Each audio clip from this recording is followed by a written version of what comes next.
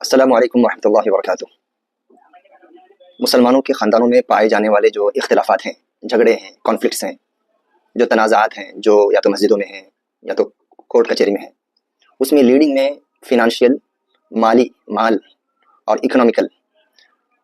ख़ास करके जिसका ताल्लुक जायदाद से है, उससे होता है। अपने आप में बहुत ही वाइड टॉपिक है, मैं छोटी सी वीडियो में उसका खुलासा नहीं कर सकता। अलबत्ता उसमें से एक बहुत ही क्रूशियल इशू है जो ख़ास करके मेरे जहन में अब ये वीडियो बनाने का जो बात आई ना कि मुझे वीडियो बनाना चाहिए, वो इसलिए कि इस महीने में जन और फेब में हम लोगों ने तकरीबन 3 से 4 फिनंशियल डिस्प्यूट को हमने रिसीव किया और सबका ताल्लुक जो है मीरास से था, यानी इनहेरिटेंस की तकसीम से था, बाप या माँ के वफात के बाद। मुख्तसर मैं ये बता दूं यहाँ पर जो केसेस का नेचर, जो अब जो केसेस हमारे पास आए वो केसेस को सामने रखते हुए, आमतौर पर क्या होता है, बाप अपनी तिजारत को चलाते रहते हैं, बनाते रहते हैं, उसको उसमें प्रोग्रेस और उसमें जो है तरक्की हासिल करते रहते हैं। बच्चे होते हैं घर पे, औलाद होते हैं, बच्चे लड़कियां बच्ची होती हैं तो वो जो है शादियों की चली जाती हैं।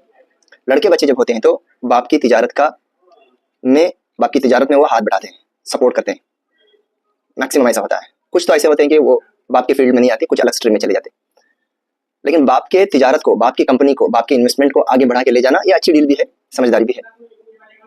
अब सवाल ये है कि भाई ये जो बेटा अपने बाप की प्रॉपर्टी में, उसकी तिजारत में, उसके बिजनेस में, उसके वेल्थ और इन्वेस्टमेंट में बेटा जो काम कर रहा है, इसकी हैसियत क्या है, इस बात को आइडेंटिफाई करना है। बाप खुद अपनी जिंदगी में, अपने जीते जी इसको ऐसे ना छोड़े, क्योंकि तुम बाप हो, जिंदगी मौत का मालिक नहीं मालूम कौन है, तुम्हारी मौत हो सकती है तो धरे का धरा रह जाएगा। तिजारत आपका इन्वेस्टमेंट जो आप चला रहे हैं, आपका बेटा, एक या दो बेटा, आप मानते जाओ 3 बेटा 4 बेटा सब मिलकर चला रहे हैं, तो उनका क्या होगा? आपस में वो लोग झगड़े ना, इख्तलाफात ना करें, उनके बीच में कन्फ्यूजन्स ना हो, किसी की मेहनत ज्यादा रहेगी। खास करके बेटा अगर ऐसा है कि हर बेटे के बीच में, 1-2 बेटों के बीच में अगर 3-4 साल का अगर फर्क है, तो हर बेटे के जो कंट्रीब्यूशन में बिजनेस और इन्वेस्टमेंट और जायदाद को तरक्की देने के इस मरहले में वो 4 साल का फर्क आ गया। अगर बड़े बेटे ने अगर 10 साल बाप के साथ जिंदगी बसर किया है, तो छोटे बेटे ने जो 4 साल बाद पैदा हुआ उसने 6 साल जिंदगी दिया। तो बाप का अचानक अगर मौत हो गई तो क्या होगा? तो ये सारे ऐसी हकीकतें हैं जिसको कोई भी बाप इग्नोर नहीं कर सकता, कोई बाप इग्नोर नहीं कर सकता। इसके ऊपर बेदारी, अवेयरनेस और इस हकीकत को मान के आगे बढ़ना है, मौत को चूंकि अपने साथ में रखते हुए, अपने सामने रखते हुए।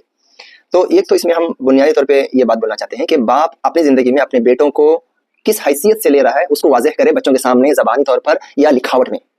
ज़बानी तौर पर लिखावट में, लेकिन अफजल ये है कि लिखावट में लाए। कल के दिन बाप की वफात हो गई, देखिए वफात बेटे की भी हो सकती है, लेकिन मैं जनरल एक मसला, एक मौजू और एक तस्वर आपके सामने पेश कर रहा हूँ। बाप की वफात हो गई और बेटा या तो उसको याद न रहे, या तो वो कंफ्यूज रहे एक्चुअली बाप ने क्या बोला था, या ला कदर अल्लाह शैतान उसको बिगाड़े और बोले कि भाई बाप के असल स्टेटमेंट को वो कुछ अपने तरफ से मिला करके खानदान वालों के सामने रखे। तो रिटर्न शक्ल में लाना बहुत जरूरी है। और बेटा जो मेहनत कर रहा है उस बेटे की मेहनत को इग्नोर ना करे, कम से कम उसको तनख्वाह दे। बेटा तुम मेरी कंपनी में काम कर रहा है, तेरी हैसियत क्या है, चाहे वो शादीशुदा हो या ना हो, शादीशुदा हो तो और भी जरूरी है, ओके, तो उसकी हैसियत क्या है, या तो उसको उसकी तनख्वाह या उसका परसेंटेज अपनी जो है बिजनेस में पार्टनर की तरह उसको जो है डील करे, या मुमकिन है तो भी उसी तिजारत को डेवलप करने के इरादे से बच्चे को या अपने बेटे को या अपने बेटों को अलग मुस्तकिल बिजनेस लगा के दे दे। ये एक बिजनेस था पहले से, जैसे जमीन की बिजनेस थी, फला पैसा आपको इन्वेस्ट करना है बेटे की तरफ से। बेटे को आपने क्या दिया, कर्ज दिया या क्या दिया? आप गिफ्ट तो नहीं दे सकते क्योंकि दूसरे बेटे भी हैं, कर्ज दिया है और कर्ज भी लिखा रहे। यानी मैं ये क्या कह रहा हूँ कि भाई बेटे के या तो उसकी जो हैसियत को एज ए मुस्तकिल इंडिविजुअल बिजनेसमैन के हिसाब से उसकी प्रॉपर्टी वाला करना, ये ब्रांच तुम संभालोगे, ये सेक्टर तुम संभालोगे, ये जगह के मालिक आज से तुम हो, और वो जो मिल्कियत जो आपने बेटे को बनाया वो शरीयत के रूल्स रेगुलेशन वहाँ भी अप्लाई होंगे। बाकी बच्चों को आपने क्या दिया, या बेटे को अगर आपने मालिक बना दिया तो कर्ज के तौर पर,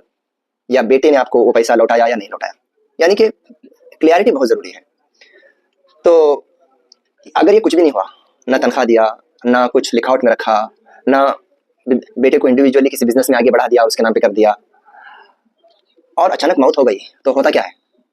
सिवाय झगड़ों के और इख्तिलाफात के, डिस्प्यूट के, कुछ और नहीं होता है मैक्सिमम। भले से कितने अच्छे बेटे होने दो, कितनी अच्छी बेटियां होने दो,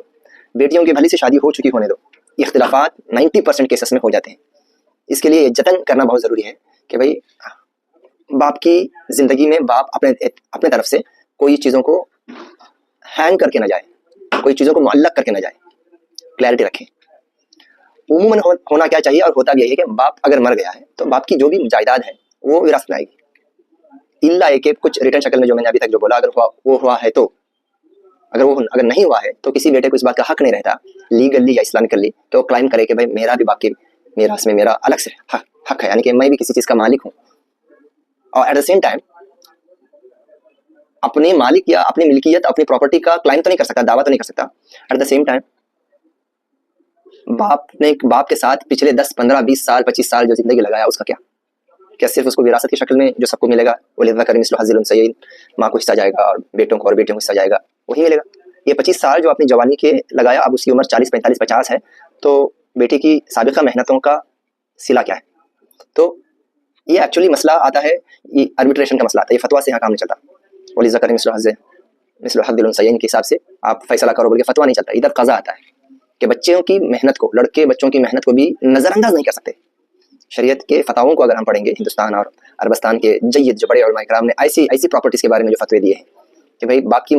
की ज़िंदगी में बेटों ने पूरी ज़िंदगियाँ लगा दी और बाप की अचानक मौत हो गई, तो विरासत में सिर्फ तकसीम विरासत में सिर्फ मीरास का वो हक मिलेगा, या अभी तक इन्होंने जो मेहनत किया लेकिन वो किसी तरह की मकतूब या रिटर्न शक्ल में वो उनका हक वहाँ पर नहीं था, लेकिन वारिसीन जो है, जो हकदार है, क्या उनकी 20 साल 15 साल 25 साल मेहनत को ऐसे छोड़ देंगे? उसको कंसिडर करना बेहतर है और उसको पूछने का एक वहाँ पर रूम है, ग्राउंड है, पूछ सकता है वो, और वारिसीन अगर देंगे तो वो नाहक नहीं है। लेकिन ये फतवे से नहीं चलेगा, मतलब फौरन हाँ या ना में नहीं चलेगा, इसके ऊपर वर्क होना चाहिए। यही काउंसलिंग है, यही कज़ा है, स्पेशली कज़ा। हिंदुस्तान है, यहाँ पे कज़ा तो नहीं होता, अलबत्ता आर्बिट्रेशन या काउंसलिंग या मीडिएशन के जरिए से खानदान, बड़े उलमा और ऐसी जैसे हम सम्मान में एक टीम की शक्ल में काम करते हैं, वो लोग इसको कंसिडर करेंगे कि भाई किस तरीके से तकसीम हो जाना चाहिए। खास करके ये मसाइल और भी पैथेटिक उस मौके पर होते हैं, वफात हो गई बाप की अचानक और बहनें शादी हुई कि चली गई, अपने हाल पे हैं, 1 से 4 बेटे, कोई मुंह नहीं खोल रहा है, जबान नहीं खोल रहा है, अपने जो भी बाप की मौजूदगी के बाद जो बिजनेस को डेवलप करते करते जा रहे हैं आगे, एकदम से कोई आता है कि भाई शरीयत के हिसाब से फैसला हो, अच्छी बात है, अच्छा दावा अच्छा है, नीयत भी अच्छी, बारकल्लाह, लेकिन सुभान अल्लाह मौत के फौरन बाद अगर तकसीम करती यही बात आती, मैं बाप के मरने के बाद अब मैं औलाद और वारिसीन से मैं इधर मुखातिब हूँ कि भाई तुम इतना बाप के मरने के बाद, साहिब माल के मरने के बाद 1 साल 2 साल 3 4 साल 5 साल, अब एक केस आया तकरीबन बाप की वफात के 8 साल बाद, यानी कि दरख्त लग गया, जड़ें अंदर चली गई और 1-2 उसको जो है क्या बोलते हैं टहनियाँ और ब्रांचेस आते चले गए। बहुत मौत के फौरन बाद अगर ये मसला उठता तो तकसीम करना आसान था, एज इट इज जो तकसीम कुछ ना कुछ भी हो जाता। तो यहाँ पर और एक मेरी सम्मान के इस हमारे तजुर्बे से बता रहे हैं कि मुवर्रिस जो है, जो साहिब माल जो है, बाप की हैसियत से अगर वफात हो गई है, कोई भी खामोश ना बैठे, उनका अगर कर्ज और तजहीज़ यानी कफन का कपड़ा, उसका खर्चा, अगर उनका कुछ कर्ज है उसको पूरा करने के बाद, अगर उसकी वसीयत मैयत की अगर कोई वसीयत है उसको पूरा करने के बाद फौरन मीरास की तकसीम पर आए, कितनी बड़ी प्रॉपर्टी क्यों ना हो, इवन कितनी छोटी प्रॉपर्टी क्यों ना हो, तो बड़े बड़े इख्तिलाफात से बच जाते हैं, रिश्ते जो खराब होते हैं ना बाद में। सुभान अल्लाह 2-3 केसेस में हमने देखा, बाप की ज़िंदगी में तो बहुत ही शेर व शकर थे, एकदम से बहुत ही आपस में ताल्लुकात बहुत अच्छे थे, बाप की मौत के बाद भी ताल्लुकात अच्छे थे, भाई और बहनों के, शादियाँ करवाया, एक दूसरे को ताउन किया, एक दूसरे के खुशियों और गमियों में शरीक रहे। लेकिन जब मीरास की तकसीम का मामला आया, 50-60 साल जो ताल्लुकात जो भाई बहनों के जो थे वो बिखर गए, टूट गए। सुभान अल्लाह, इतना अफसोस होता है कि माल तो गया सो गया, उससे ज़्यादा जो प्यार मोहब्बत अपनाइयत खानदानी जो स्ट्रक्चर जो था ना, वो धड़ाम से गिर गए, यानी कि एक फ्लड आया और उसको बहा के ले चला, उसको बुनियाद से निकाल दिया। तो ये सारी वो नौबतें क्यों आती हैं कि शरीयत के हिसाब से जब फैसले नहीं होते,